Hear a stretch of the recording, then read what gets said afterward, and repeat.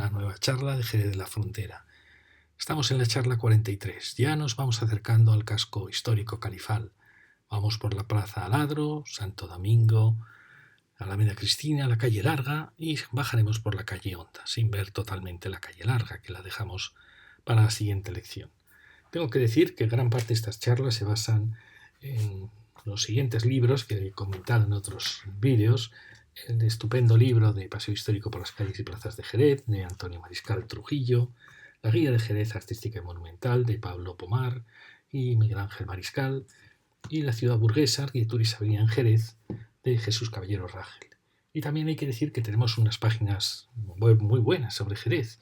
Uno es Jerez Intramuros, de Eduardo Vela García, otro es Así era Jerez cuando nací, de Jesús García Sánchez, y también la página de Josué Manuel Moreno Arana, Desde la ciudad olvidada.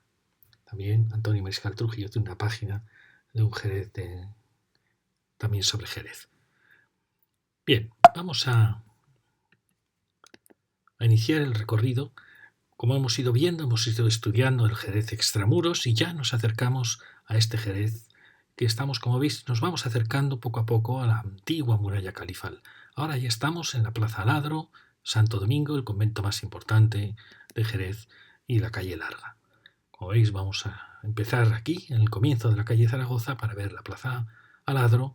Luego seguiremos por el convento, calle Larga y calle Honda. Fijaros que en este plano de Madoz es muy parecido a la situación actual. Aparece ex convento de Santo Domingo porque estos liberales masones expulsaron a la iglesia de todos sus conventos, de sus hospitales, de sus escuelas. La gente humilde se quedó sin educación, sin atención sanitaria, y estos masones se dedicaron a hacer cárceles y cuarteles, que era lo que les iba. Aquí vemos como todo este ex convento va a ser luego vendido, construido en parte, y en parte, por suerte, se salvó parte del convento. Aquí vemos como la calle Honda, la calle Larga, están idénticas a aquí, la calle Bizcocheros, y vemos aquí como aún estaba el Hospital de San Juan de Dios, que luego desapareció en el inicio de la Alameda Cristina. Y aquí teníamos un palacio, que luego veremos grabados de él, y una manzana de casas en la que es luego Plaza del Mamelón y la continuación de Alameda Cristina. Y en este plano del año 26, como vemos, pues es ya también muy parecido. Aquí los nombres han cambiado, la calle Larga se llama Duque de Almodóvar del Río, la calle Porvera es calle Sagasta, sabéis que son nombres de políticos, de militares. Fijaros también, Cardenal Herrero es la actual Bizcocheros, pero Honda y el resto están más o menos, se llaman igual. Bien, vamos a empezar por el inicio de la calle Zaragoza. Fijaros, era una calle que vimos no había tenido mucha suerte en las edificaciones que le iban acompañando, unas eran demasiado sencillas y otras han sido construidas un poco demasiado uniformemente. Aquí empezaba la calle y llegamos a esta maravillosa plaza de Juan Pedro Aladro, que era un hijo natural de Domecq, de Juan Pedro Domecq, que fue el que compró el palacio al duque de Montana, marqués de Montana, y que era descendiente por parte de su madre de los reyes o los caudillos de Albania. Él dedicó su vida como embajador a tratar de restaurar la independencia de Albania y era reconocido por los partidos albaneses como su sucesor, hubiera sido rey de Albania. No pudo ser, pero él regaló en cierta manera esta plaza al Ayuntamiento de Jerez con la fuente, y bueno, está el recuerdo de una vida que podía haber transformado en parte la historia de esa zona tan complicada de Europa como es Albania. Fijaros que aquí se han construido todo este lienzo con una construcción nueva y al otro lado tenemos esta gran construcción antigua y toda esa esquina que forma. Aquí vemos una casita muy bonita, muy sencilla y a la vez muy bonita. Fijaros lo que os digo siempre de los mármoles, de los zócalos, que son piezas que sufren mucho, son delgadas, sufren mucho y normalmente están partidas, pero son normalmente piezas muy valiosas que hay que pensarlo muy bien antes de desmontarlas en una restauración. Ya veis que es una pieza muy bonita, fijaros la altura de los grandes huecos enrejados. Bueno, la típica casa clásica de Jerez. Al lado tenemos, bueno, aquí la vemos más cerca, al lado tenemos todo este gran lienzo que va formando todo este lateral de esta arquitectura que ha creado un patio interior. Aquí por lo menos hay viviendas interiores, muchas, pero por lo menos dan a un patio una cierta dignidad. Seguimos y vemos dos grandes casas muy bonitas. Fijaros estos grandes miradores. Fijaros que esta asimetría indica que probablemente eran dos casas distintas que el arquitecto ha unificado o el maestro de obras ha unificado. Fijaros la rejería ya de fundición, un poquito exagerada, siempre ya en estos años ya finales del 19 aparece la rejería de fundición, ya no es forja, sino que es un molde, y son rejerías, a mí me convencen menos, son muy un tanto exageradas, muy pesadas, efectivamente dan muchísima de empaque al edificio, pero claro, no se pueden comparar con las rejerías de forja. Bueno, pero los miradores, como veis, son muy muy bonitos y la casa está cuidada. Al lado tenemos otra casa que ha sufrido transformaciones, ha perdido uno de sus huecos, la portada, pero se ve que era también una gran casa, con el ático siempre de menor altura, con huecos más sencillos, frente a la planta noble, que como veis falta uno de los huecos. Llegamos ya hacia la zona de Santo Domingo, ahora aquí llega la calle del Rosario, aquí hay un antiguo patio, claustro, del convento de Santo Domingo, que ahora ha sido, cuando ya se desamortizó, se vendió y quedó por propiedades particulares y han quedado para apartamentos. Y aquí se está restaurando toda esta zona del antiguo convento. Vemos ya como llegamos ya vemos a lo lejos la Alameda Cristina. Aquí tenemos esta maravillosa puerta del antiguo convento, que era la puerta del campo del convento, y esta es la construcción que se hizo cuando ya, tras la desamortización, ya vuelven luego los dominicos y por suerte ocupan de nuevo lo que había sido su convento, que no suele ser normal. Muchas veces no pudieron volver a su convento original. Tenemos una puerta fantástica con esos capiteles jónicos. Y esta es la plaza que veremos luego, porque ahora vamos a dar la vuelta a este gran palacio. ¿Veis? Aquí vemos la plaza, cómo ha sufrido la pérdida de muchas de sus palmeras, ¿sí? Una epidemia de palmeras, y aquí tenemos este frente, que lo vimos en lecciones anteriores, y esta calle que se llamaba de Santo Domingo porque iba al viejo cementerio de Santo Domingo que estaba al final de la calle.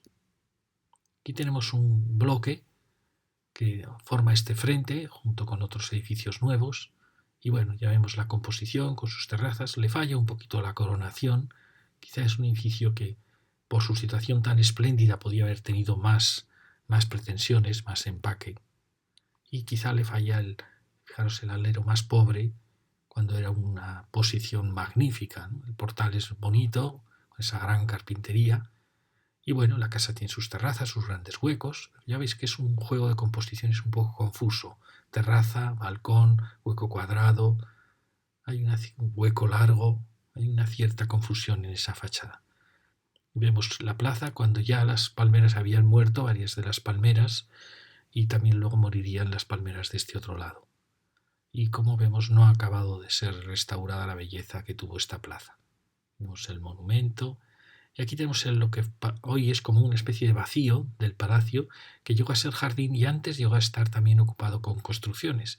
¿Cómo lo vamos a ver? Ahí fijaros cómo estas construcciones pensaban que todo se iba a derribar, incluyendo el palacio, porque van dejando sus medianeras para dejar que se siga construyendo, que era un planteamiento en estos años en que, no sé, yo creo que era un poco pensar excesivamente de que toda la ciudad se iba a derribar. Aquí tenemos el maravilloso palacio. Es uno de los ejemplos de lo que fue el siglo XVIII en Jerez. Un siglo riquísimo para Jerez, en general para toda España. El siglo XVIII es un buen siglo. Hay que pensar también que España estaba llegando a Alaska, conquistando Estados Unidos. Aquí vemos ya las palmeras que van muriendo y el gran palacio de Omega antes del Marqués de Montana.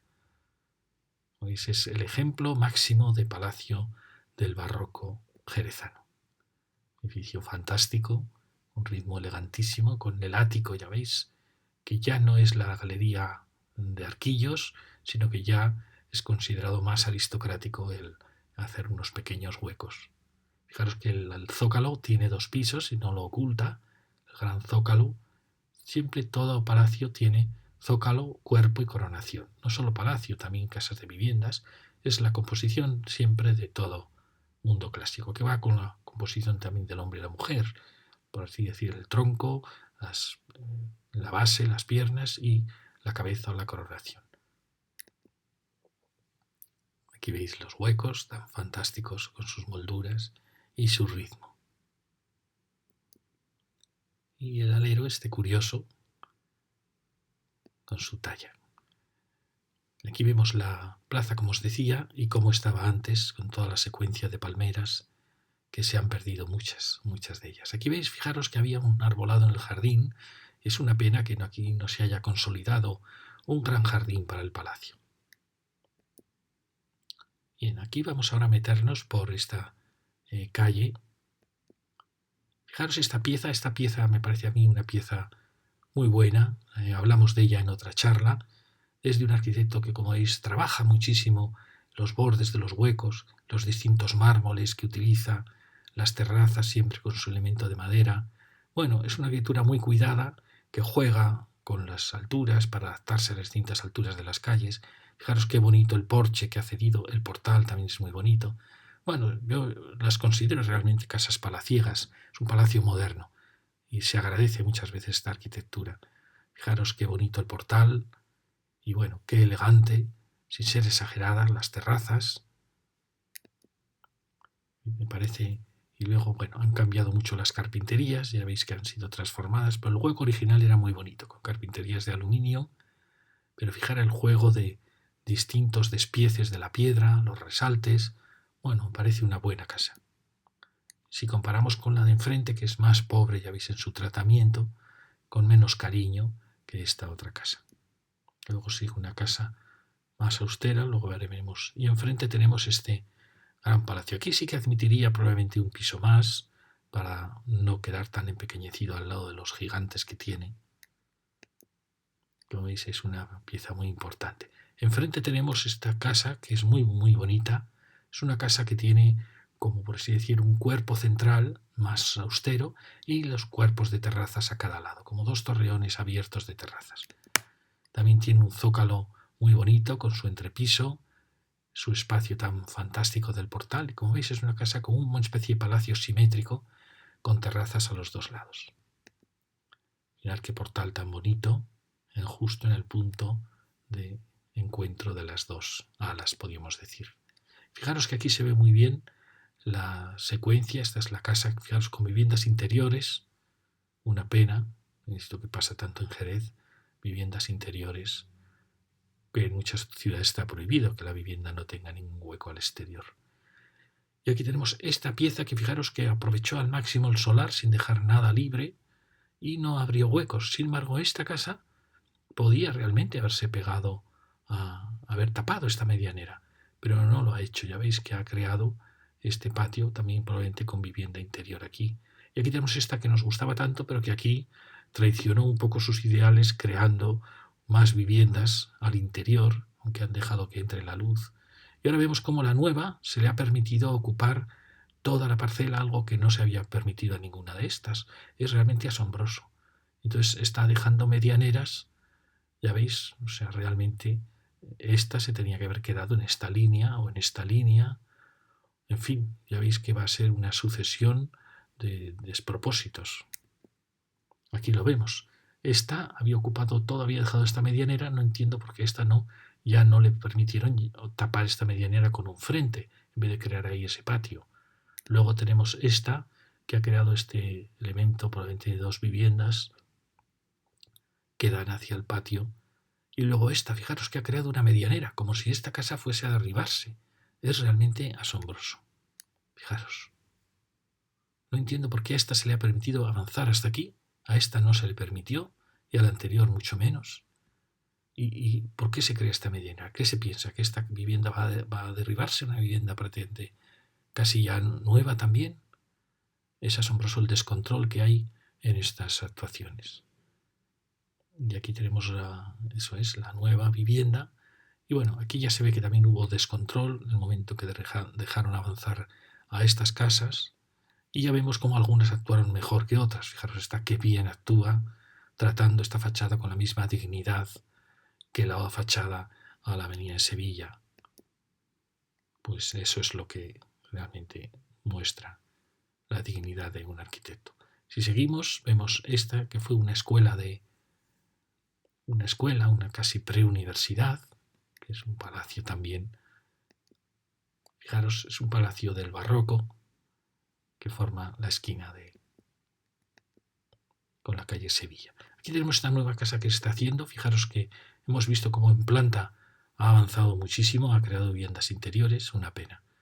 Sin embargo, este gesto podía haber sido interesante, pero al tener ese gesto, que es una de las claves de su fachada, es la apertura entre dos torreones, típico de los palacios españoles. Sin embargo, ese gesto tan alto le hace parecer más alta que sus compañeras, lo cual no es bueno en esta calle tan estrecha. Bueno, y aquí tenemos la secuencia de los dos palacios.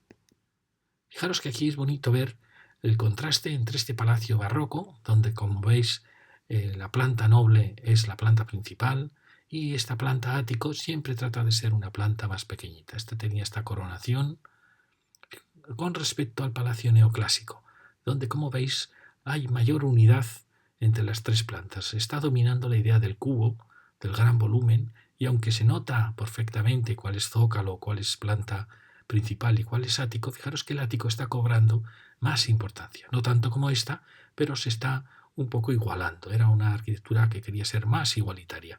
Eran ya los ilustrados.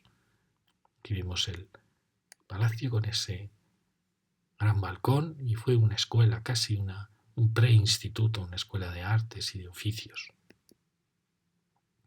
Ahí lo vemos. Y aquí vemos, ¿veis cómo cambia un poquito del mundo barroco al mundo neoclásico, donde el cubo se hace más presente y la unidad cada vez mayor de los pisos? Y eso es que se sigue notando, como hemos visto siempre en Jerez, el contraste entre el último piso. Pero veis, ya no es solo el huequecito pequeño, ya es un balcón, no vuela tanto como los balcones de abajo, pero es un poco la diferencia entre el mundo ya del neoclasicismo. Y aquí lo tenemos. Como veis, también aquí parece que se incorporó una parcela a otras parcelas, pero el arquitecto, el maestro de obras, ha querido unificar todo en un gran palacio, con este tema tan bonito de la cornisa que vuelve antes de la esquina. Ahí veis el contraste entre los dos. Ya avanzamos por la plaza del Mamelón y la tenemos donde había esa manzana de casas y ese palacio que estaba allí, el palacio del Marqués del Salobral, que ahora lo veremos. Seguimos, aquí había, ahora lo veremos, había construcciones, luego un jardín, luego ahora a tierra rasa. Fijaros qué bonito, da la impresión que este palacio estaba pensado para que aquí ya estuviera el vacío, hubiera un jardín, por eso coloca esta gran columna de esquina. Es decir, que probablemente el palacio aquí tuvo un gran jardín en origen. Para parecer exento, siempre da más prestancia un palacio exento. Bueno, y fijaros la secuencia tan... Es una de las piezas más magistrales de Jerez. Pues si tuviéramos que tomar un ejemplo de palacio barroco de Jerez, sería, sin ninguna duda, este. Es el palacio más rico, más lujoso, más grande de Jerez. Mirad lo complejísimo de que ese mirador se adapte a la rejería, y se ha adaptado magistralmente. Y luego, bueno, este es el mundo del barroco, que es inagotable en sus gestos de curvaturas, de entrantes y salientes. Inagotable. Fijaros qué bonita secuencia. Y ya llegamos de nuevo hacia el punto donde... Mirad, bueno, esta es una secuencia muy bonita de un palacio barroco, un palacio neoclásico y los nuevos palacios del siglo XX que definen Jerez. Aquí lo vemos con su jardín delantero, su reja y con su portada con mármoles traídos de Italia. Y lo vemos de otra perspectiva. Bueno, palacio fantástico. Fijaros en esta fotografía cómo estaba construido todo ese jardín, con hasta una construcción con patio. Y aquí tenemos el palacio que os decía del Marqués de Salobral. Este era el marqués de Montana, que luego lo compró los Domecq. Aquí vemos la Plaza Ladro y esa suma de casas que luego dieron origen a esas grandes construcciones, al igual que esa nueva que ha aparecido ahí. ¿Veis cómo un poco engañan dando la apariencia de construcciones antiguas en la calle Zaragoza? Bueno, aquí tenemos lo que luego se amplió, donde ha quedado la capilla, lo que luego se amplió para el Banco de Jerez, creo que fue. Bueno, y fijaros cómo este palacio tenía una torre, como las torres gaditanas, en principio las torres gaditanas era para ver el mar, para ver los barcos. Mirad qué tema tan bonito. Hay una página muy bonita de Jerez en que habla de las torres de Jerez, de las torres mirando al mar de Jerez, que había bastantes torres. Y aquí tenemos los dominicos. Mira, ahí tenemos en este grabado, fijaros qué bonito, qué ambiente tan ilustrado, por así decir, con su gran torre. Como veis, el palacio no era muy alto, no tenía el empaque del Palacio Domecq, pero aquí lo vemos. Tenía ese gesto, tenía una capilla, una torre. Fijaros que aquí vemos donde había estado el Hospital de San Juan de Dios, con este gran espacio que en parte ha sido ocupado por la ampliación de ese gran edificio que ahora es hotel. Bueno, ya veis el comienzo de la Alameda Cristina con sus pequeños árboles casi recién plantados. Aquí lo vemos como todo se ha hecho mucho más urbano y al derribarse esto pues se ha logrado un espacio muy amplio, pero hubiera estado muy bien haberlo conservado. Fijaros qué elegancia la de esa torre final. Y ahí tenemos el gran palacio de los Domecq. Fijaros cómo hasta hace muy poco estuvo ese palacio presente. Estas son fotos de los años 50, 60 ya. Una pena cómo se pudo derribar, como tantas cosas. Y aquí vemos el palacio con las construcciones que han desaparecido también. Ya lo veis. Y aquí ya se construyó ese nuevo bloque. Ahí vemos la torre como asoma y la Plaza Ladro con todo recién plantado. Aquí lo vemos en una posición con este gran jardín delantero, como una hondonada, como si hubiera tenido ahí una hondonada, que luego se unificó con la plaza. Lo vemos de nuevo. Y fijaros cómo es por detrás. Me impresionó mucho. Esta es la fachada, ese espacio interior. Fijaros qué bonito. Aquí tiene ese juego de volúmenes precioso del barroco. Parece maravillosa esta fachada. Y mucha gente no la conoce, no piensa que esto pueda ser Jerez, parece una fachada de Venecia, de Italia. Bueno, y este es el interior, para que veáis qué inmensa riqueza esconde este palacio, esa sucesión de patios maravillosos, de espacios, de escaleras, sus tapices, y luego las salas infinitas, preciosas del palacio. Realmente es una pieza fantástica en Jerez. Aquí lo vemos en la noche. Y ahora vamos a ir, fijaros, estamos en torno a un palacio que sería el equivalente a la catedral. Si uno diría, bueno, ¿cuál es la iglesia más grande de Jerez? La más importante, sin ninguna duda, la catedral con su campanario, su torre campanario. ¿Cuál sería el equivalente a la arquitectura civil de Jerez? Pues sin duda este palacio. Palacio Domecq, antiguo Palacio Montana, es como el símbolo de todos los palacios de Jerez. Fijaros que su tamaño es enorme. Incluyo su jardín delantero. Es quizá la pieza más grande palaciega de Jerez, comparable en simbolismo a la catedral. Porque también podríamos decir, bueno, y si ahora introdujéramos el ejército, pues sí, el ejército tenía el alcázar, que es mayor que estos elementos. Luego cuando llega el mundo liberal, cuando llega la desamortización, pues ocupan conventos, por ejemplo San Agustín, con el cuartel también que fue de la Guardia Civil, se construye el nuevo cuartel de Tempul, y luego el mundo liberal va a llenar la ciudad de nuevas instituciones. Para eso se va a aprovechar de los conventos a los que ha expulsado. En la Merced creará el hospital, luego ha quedado ahí un instituto. En el de Belén pasará a ser prisión. Fijaros que el mundo liberal lo que hace sobre todo son cuarteles y prisiones, es curioso.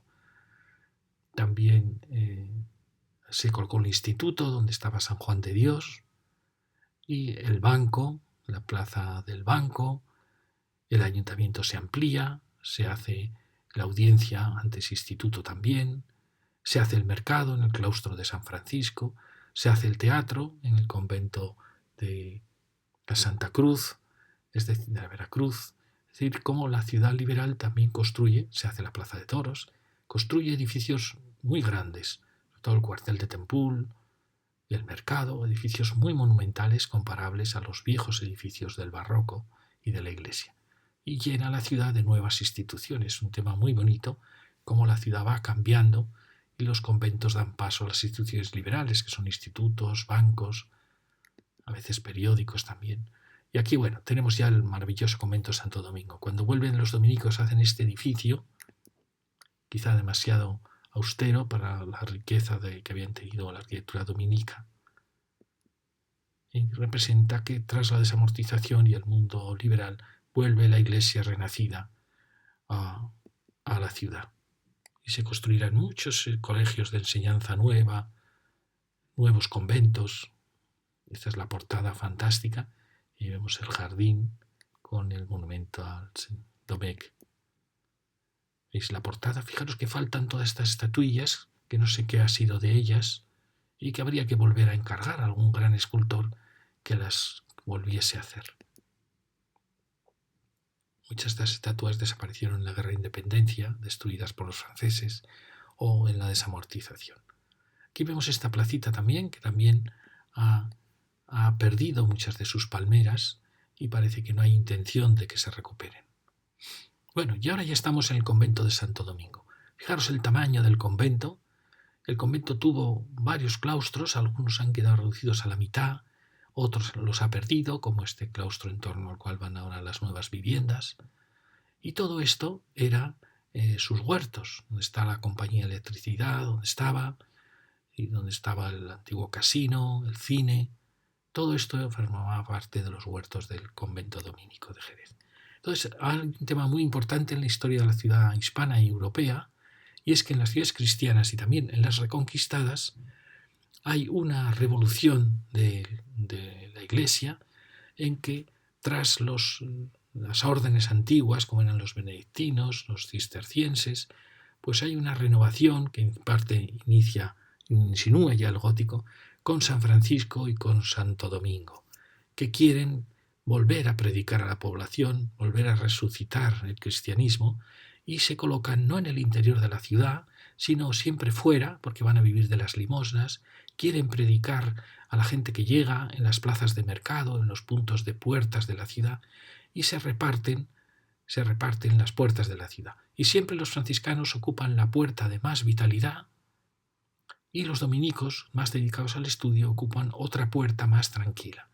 ¿Qué ha pasado? Pues que nuevamente los conventos franciscanos han desaparecido porque era la puerta donde hubo más presión luego urbanística en el siglo XX, y aquí, como veis, ha desaparecido todo el claustro, dando paso al mercado. En cambio, los dominicos, por suerte, han logrado mantener casi íntegramente lo que era su convento. Esto ha pasado en muchas ciudades españolas.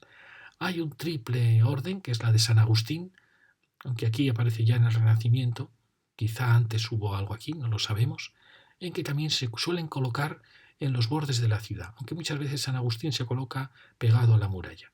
Pero son las tres órdenes que aparecen. Tenemos otras muy antiguas, como son la Merced y la Trinidad, que se dedicaban al canje de prisioneros con el Islam, y por eso solían estar siempre fuera de la ciudad para que los rehenes se intercambiaran sin acercarse demasiado a la ciudad. Y luego tenemos las órdenes que son las femeninas. Siempre normalmente están muy cerca del convento masculino, pero cuando hay peligro, las femeninas pasan al interior de la ciudad. Aquí tenemos las dominicas que han pasado al interior. Aquí, sin embargo, tenemos las clarisas que están en el núcleo de San Miguel, que como os he dicho varias veces, creo que estaba también amurallado. Y luego fijaros cómo podríamos decir, bueno, ¿y cuántos claustros nos quedan? Pues fijaros, en Santo Domingo prácticamente nos quedan 3 claustros, incluyendo ese de las viviendas. En la Merced nos queda un claustro más. En San Agustín nos quedan 2 claustros.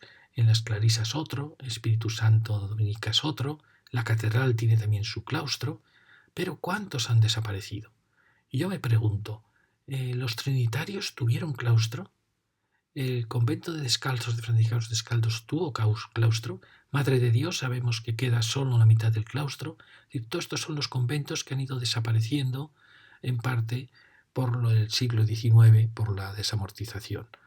La Veracruz yo creo que no tuvo claustro, pero el convento de San Cristóbal no sé si llegó a tenerlo, y los jesuitas, y yo creo que aquí tuvieron que perder probablemente varios claustros. También el que fue prisión, convento de mercedarios descalzos de Belén, probablemente también tuvo su claustro. Es decir, que hemos conservado muchos claustros, pero otros han desaparecido. No sé si los capuchinos tuvieron también su claustro, pero bueno, ya lo veis, aquí vemos las parroquias, que esas no sufrieron la desamortización, pero normalmente no tenían claustro. Sí, la catedral y los conventos. Y bueno, me faltaría haber puesto claro, que es el de San Francisco, que desapareció su claustro para dar paso al mercado. Y aquí fijaros un tema muy interesante, es decir, siempre que veáis en una ciudad la palabra descalzos o la palabra recoletas o recoletos, es que en el siglo de oro español, en el Renacimiento y en el siglo XVII, hubo un resurgir de la religiosidad española en relación con el Concilio de Trento. Surgen, por ejemplo, con la reforma de Santa Teresa, surgen una idea de reformar las órdenes existentes para darles de nuevo más vitalidad, más austeridad. Así surgen los descalzos, de los carmelitas descalzos de Santa Teresa, San Juan de la Cruz. Surgen también por ejemplo, con la Merced, los mercedarios descalzos, que es como una orden, la misma orden, pero con más austeridad, con más misticismo. Y fijaros, por ejemplo, respecto a San Francisco, está la Veracruz, estaban los franciscanos descalzos, que significa que es una orden como los franciscanos, pero con más exigencias, lo mismo que estas clarisas que también fueron descalzas, lo mismo que lo había pasado con los capuchinos, que era una orden franciscana, pero que quería mayor austeridad. Y bueno, también tenemos el convento de la Victoria. Y fijaros siempre las reformas que se producen. Y tenemos Madre de Dios, que también era una reforma de los franciscanos, de las clarisas, para una mayor austeridad. Es decir, que fijaros cómo aparece en el siglo de oro español nuevos conventos de órdenes reformadas. Bueno, y vamos ya con los dominicos. Fijaros el impresionante convento que es, con una nave original ampliada luego, y luego con esta nave cruzada en T, que yo no lo había visto nunca, son como dos iglesias entrecruzadas. Quizá porque aquí estaba la capilla de más devoción de los dominicos. Al final se crea una nave que mira a esa capilla y la otra nave antigua. Es una iglesia impresionante. Y el impresionante claustro, el otro claustro medio acabado y muchos territorios que perdió el convento. Bueno, y aquí vemos la nave original ampliada y la nueva nave que se hace perpendicular a ella. Aquí vemos el conjunto de la Puerta de Sevilla, punto fantástico, y la Alameda Cristina. Aquí esta esquina donde vemos la gigantesca nave que choca contra la nave original. La Puerta de Sevilla, uno de los puntos mágicos de Jerez. Y fijaros que esta ampliación pues no tiene realmente una fachada digna de ellos, pero bueno, el interior es asombroso. Aquí vemos la secuencia de la iglesia, de la Reconquista, los palacios del barroco, los palacios modernos. Puerta de Sevilla. Y fijaros, ya empieza la calle larga, con una asociación de edificios, algunos de ellos, como veis, lo veremos, fantástico, muy parecido al que había antes cerca del Arenal, que ha sido transformado. Bueno, aquí vemos esta suma de pequeñas capillas en torno a la nave principal del convento y esta construcción tan elegante, casi como si tuviera dos torreones formando todo este conjunto de aquí. Bueno, fotos antiguas ¿veis? Está la Alameda Cristina plantada. Y bueno, fijaros, esta es la nave original, luego ampliada con las nuevas naves, y aquí llega la otra nave, la perpendicular a ella. Ya veis que es una iglesia fantástica. Siempre dominicos y franciscanos querían naves únicas para predicar y para que la gente oyera mejor. Es decir, ya normalmente rechazan la idea de las tres naves, sino que buscan una amplitud. Y eso dará origen a unos grandes arcos a unas estructuras primero de madera que se apoyaban en los grandes arcos y luego a bóvedas muy amplias que en cierta manera darán origen al gótico. Aquí vemos cómo llega el otro eje de la nave. Esta es la nave nueva que se abre hacia la gran capilla fantástica que comunica con el claustro.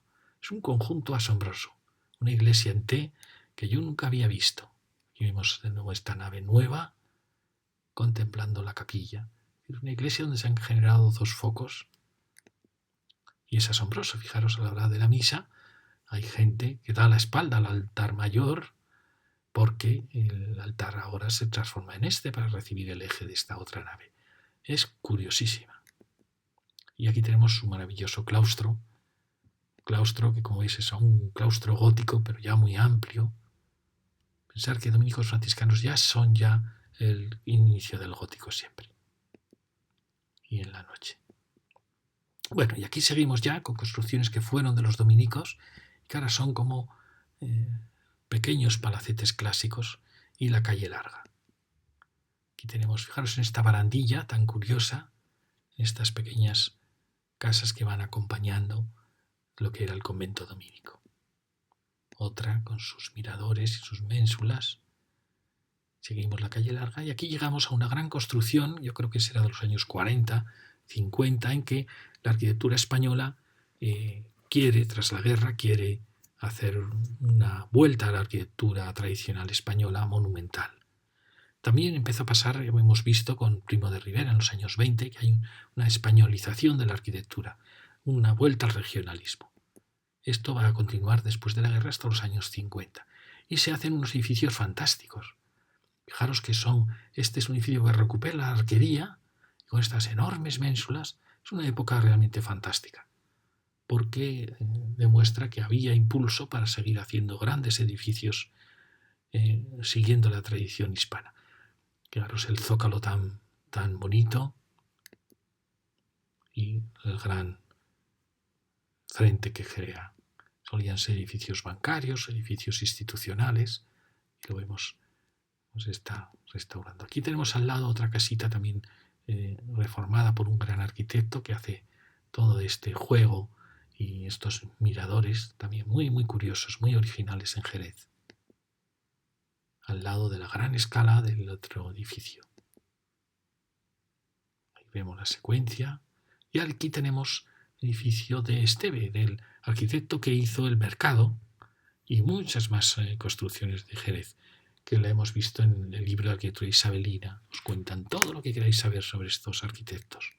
Es un edificio casi plateresco, para otros veneciano, y que fue el casino de Jerez. Luego el casino no pudo. El primer casino estuvo en el Palacio Domecq, que hemos visto. Luego vino aquí y al final no podía pagar tanto alquiler y se fue al número 40.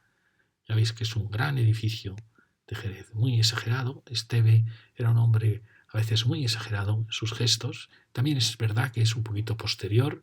Compararemos con Diario de Jerez, que son 1850, esto ya es casi 1865-70. Y eso se va notando, que ya es casi el final de Isabel II. Mirad la plantilla tan un poquito exagerada. Este arquitecto era típico porque tenía esas rosetas en los dinteles de sus palacios, en sus frisos. Ya veis. Fijaros que hay una insinuación casi de galería de arquillos, pero no llega a ser completada. Fijaros la secuencia de edificios tan diferentes, pero que forman una calle muy armoniosa, que es la calle larga. Seguimos, y aquí tenemos que fue un gran cine, y asombraros, es el mismo arquitecto que es Fernando de la Cuadra, el mismo arquitecto que lo hemos visto, que hizo el cementerio y que hizo muchos edificios de viviendas, que hizo también, creo que la Virgen de Fátima, y un gran arquitecto de Jerez, que lo hemos visto también en la calle Porvenir y en Corredera, un arquitecto estupendo. Y aquí estamos en un momento en que casi la Belle Époque dio origen a un Art Déco, o dio paso a un Art Déco, que era muy exagerado a veces en sus gestos. Fijaros que este es un edificio después de la guerra, pero que tiene muchos elementos del Art Déco, como son estas barandillas, que las tomó en parte Mussolini en el mundo del fascismo italiano, que es una vuelta al mundo clásico, pero siendo moderno. Entonces quiere ser a la vez muy abstracto, con esas balaustres rectangulares, pero a la vez aparecen, como veis, pináculos.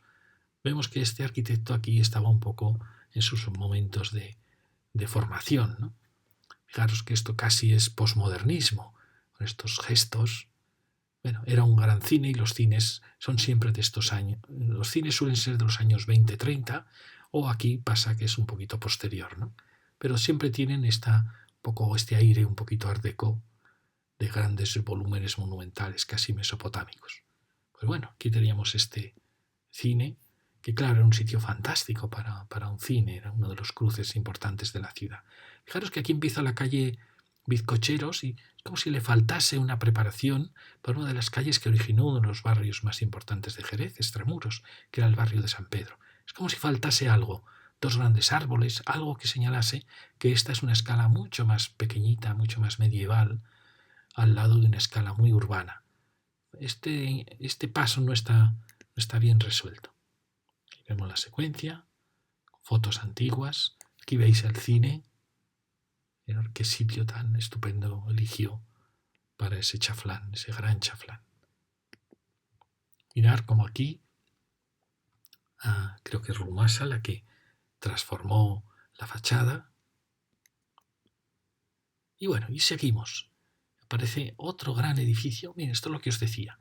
Aquí empieza la calle Bizcocheros, parece un callejón de calle larga, y este es un eje importantísimo de la ciudad. De alguna manera tendría que estar señalado con dos grandes árboles, con algún elemento. No sé si con la peatonalización de esta calle, pero este es un eje que marcó un barrio muy importante de Jerez y que nace aquí sin pena ni gloria. Tendría que haber algún elemento que lo preparase.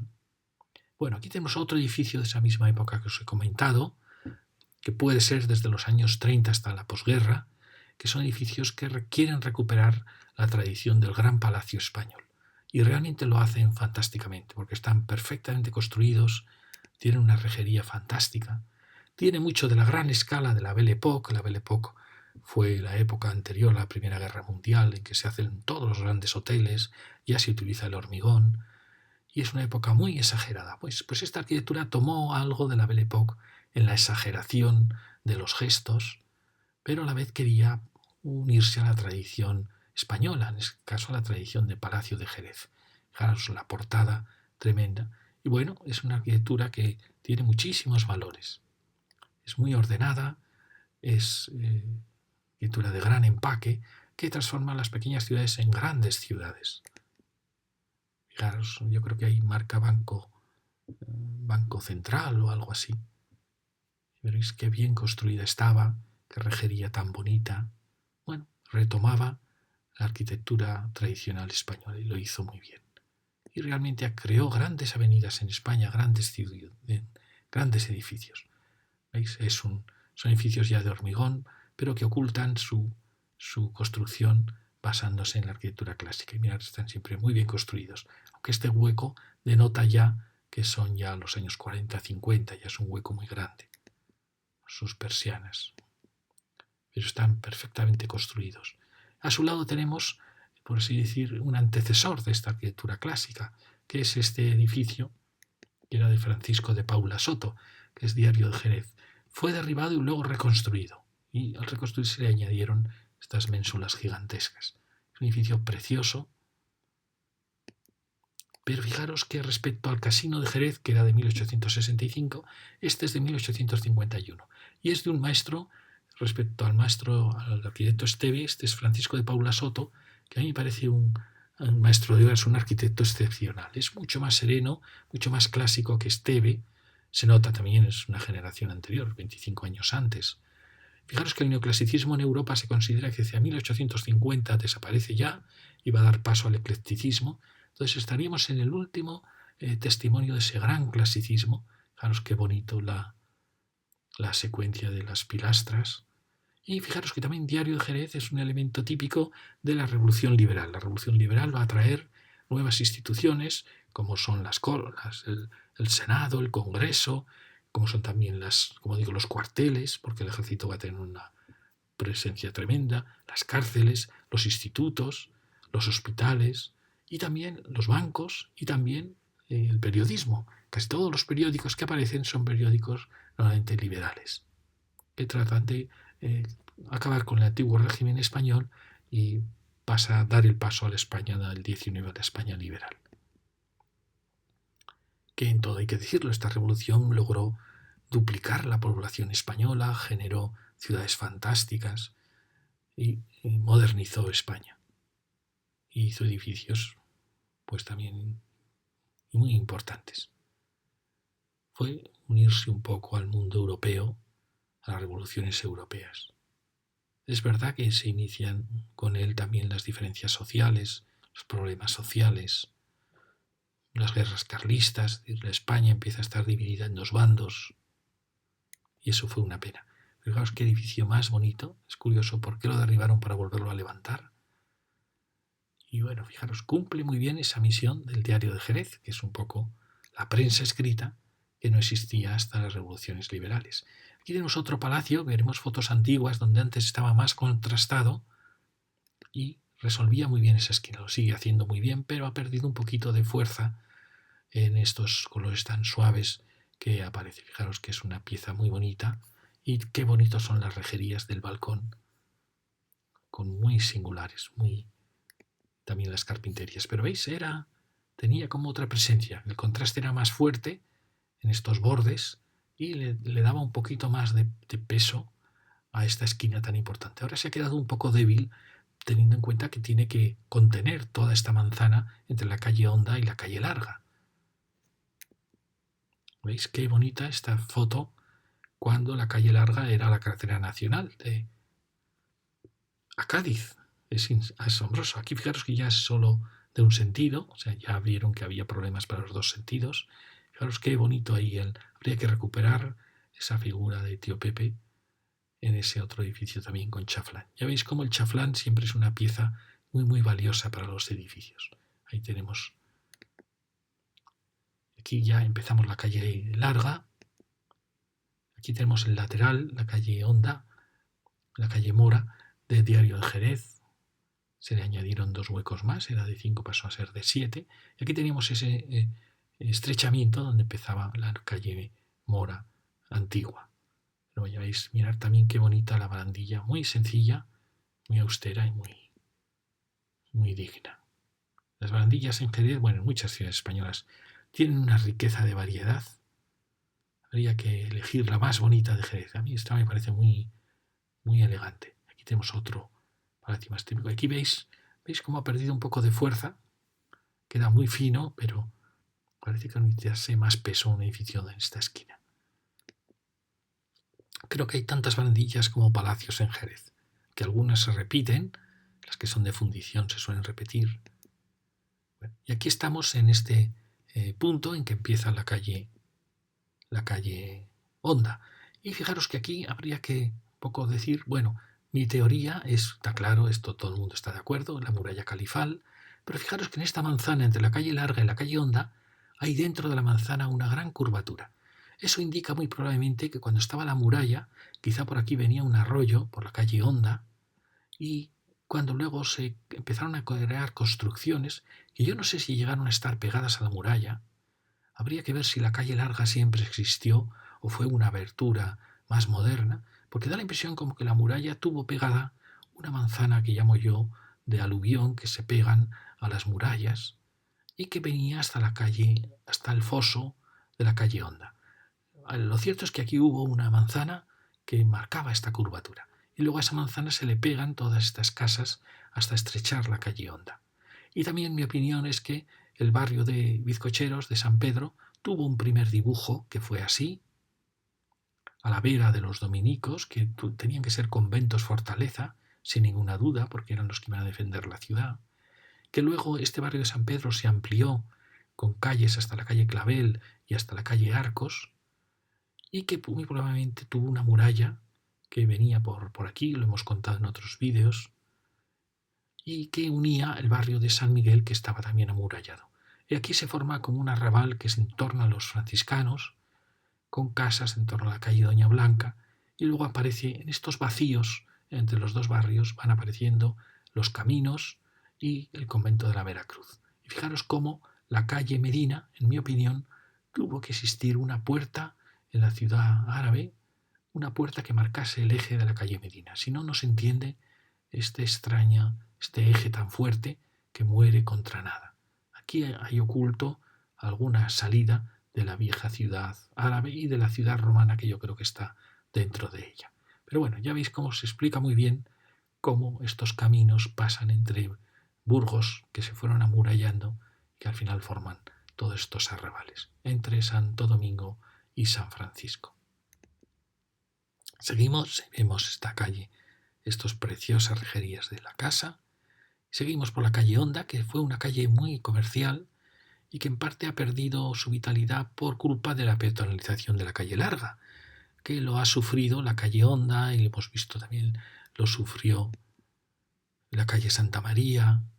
Toda esa zona habría que un poco reurbanizar, porque no puede ser que la peatonalización de unas mate otras calles. Aquí vemos, fijaros qué bonito este mármol que ha reforzado los huecos. Esto habría que preservar porque son mármoles muy valiosos. Una casa también muy digna. Enfrente tenemos una nueva, ha repetido los esquemas clásicos de Jerez.